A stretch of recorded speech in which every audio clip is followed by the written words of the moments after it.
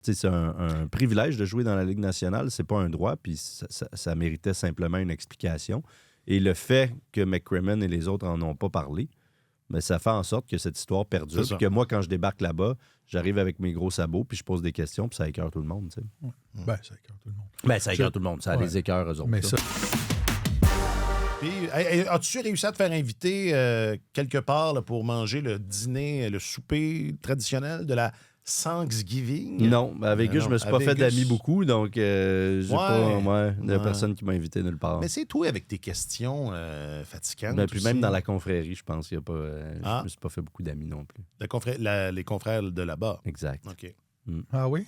Parce qu'ils sont protecteurs de leur... Ben, ça avait l'air. Parenthèse, tu as posé quelques questions sur Carter Hart. Oui, j'avais fait un papier puis un reportage sur Carter Hart. Puis on dirait que les gens pensent que tu prends position quand tu écris des trucs là-dessus alors que tu fais juste... Ça reste des questions pertinentes. Ben oui, puis tu fais juste braquer un projecteur sur une histoire, sur une situation. Donc, c'est ça que c'est. Oui, exactement. Et moi, ce que je trouve ridicule là-dedans, en fait, c'est que le directeur général n'a jamais expliqué sa décision. Il me semble que c'est communication 101. Le jour où vous lui offrez un contrat, tu t'assois avec ton équipe de communication, tu planifies le message, comment on va le passer, tu donnes une conférence de presse, puis c'est réglé. Ouais. Après ça... Si c'est justifié... si c'est justifiable, ça doit être facile à justifier. Exactement. Voilà. Donc, et tu fais ça et ça fait en sorte qu'après ça, c'est terminé. Là. Les gens peuvent bien poser des questions, dire écoutez, là, on a déjà répondu à ces questions-là, on a été très transparent.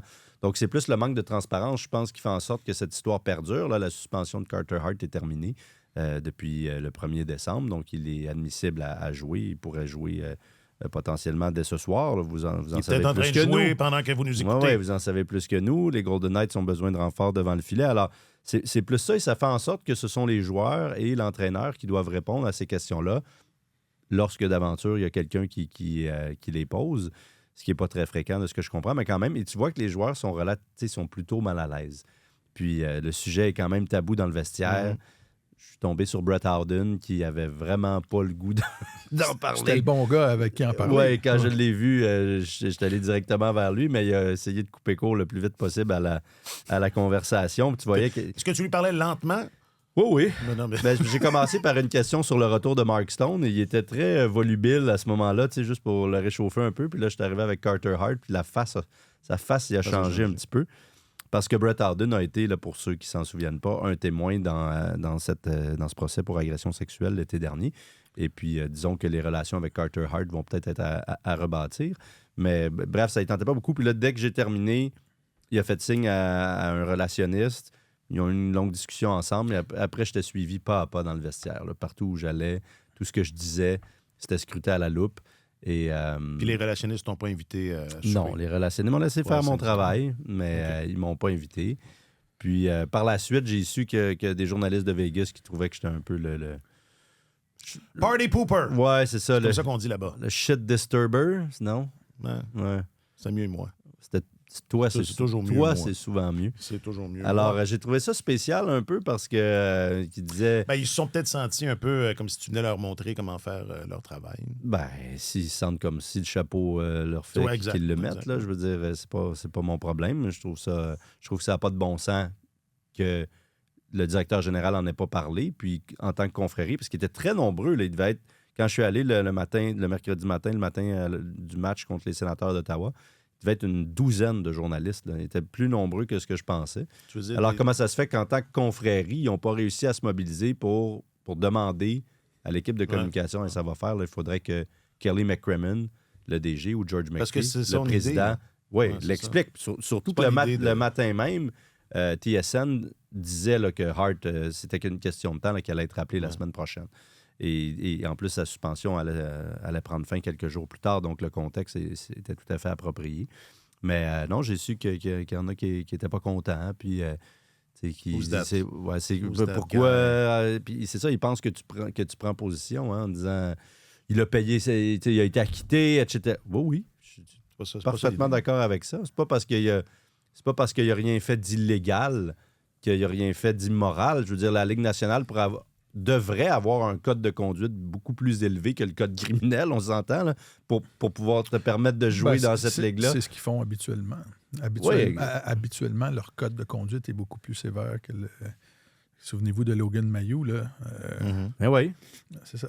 Mais ils avaient aussi géré cette histoire-là de façon quand même assez stricte. Là. Très rapidement, Bettman avait dit c'est terminé, je joue plus. Si j'étais eux autres, je me concentrerais sur ma défense plutôt que de penser à un éventuel retour. Ils les ont suspendus, etc. Donc, après ça... Ils ont laissé jouer pendant longtemps par exemple, avant d'agir. Ça, c'est vrai. Alors que leur enquêteur, leur responsable de sécurité avait enquêté là-dessus. C'est vrai. Fort probablement ce qui s'était passé. Mais... C'est vrai, ça, c'est effectivement. Ouais. Donc, bref, tout ça pour dire que c'est un privilège de jouer dans la Ligue nationale. C'est pas un droit, puis ça méritait simplement une explication. Et le fait que McCrimmon et les autres en ont pas parlé, mais ça fait en sorte que cette histoire perdure. Puis que moi, quand je débarque là-bas, j'arrive avec mes gros sabots, puis je pose des questions, puis ça écœure tout le monde. Tu sais. Ben, ça écœure tout le monde. Ben, ça écœure tout le monde. Ça les écœure, eux autres. Mais ça, écoute, c'est un côté un peu sombre du milieu journalistique affecté au sport, mais je pense que ça existe aussi dans les autres domaines. Mais il y a des gens, à un moment donné, qui en viennent à considérer que ils font partie de l'équipe. Ils ne doivent pas scier la branche sur laquelle ils sont assis, là, alors que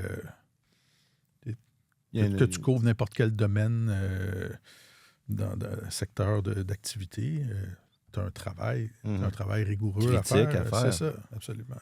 Il faut que tu sois capable de te distancer du sujet, de dire est-ce que cette situation-là a de l'allure ou pas, est-ce qu'on peut la remettre en question ou pas, et qu'on n'ait même pas eu droit à des explications de la direction là-bas, c'est quand même assez particulier. C'est ça qui n'a pas de bon sens, en fait. Puis je sais, il y a aussi... Le problème, c'est qu'évidemment, ces gens-là ont lu mon article en faisant Google Translate, là, puis des fois, il y a des choses qui se traduisent pas super bien.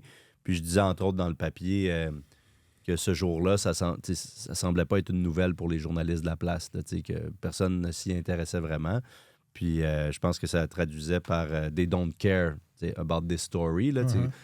Donc, ils l'ont mal pris. OK. Puis là, ils se sont sentis attaqués. Puis là, il y a un des gars qui est venu me voir, puis, mais qui, lui, prenait ma défense en disant « je suis content que tu aies fait ça.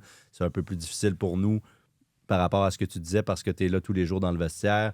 Donc, tu ne veux pas nécessairement te mettre à dos des gens. » Ça, je le comprends très bien. Je fais la même chose avec le Canadien. Je travaille à Montréal. Il y a une relation à préserver, mais ça n'empêche pas que des fois, il y a des questions à poser selon les situations. Donc, il y en a qui comprenaient très bien le travail journalistique que j'avais fait derrière ça. D'autres qui ont été froissés. Mais là, es-tu en train de nous dire qu'il y a 12 personnes qui couvrent le hockey à Vegas? J'étais étonné de voir à quel point il y avait des journalistes en ce matin de match, un petit mercredi matin. Ouais. Il était une dizaine facile.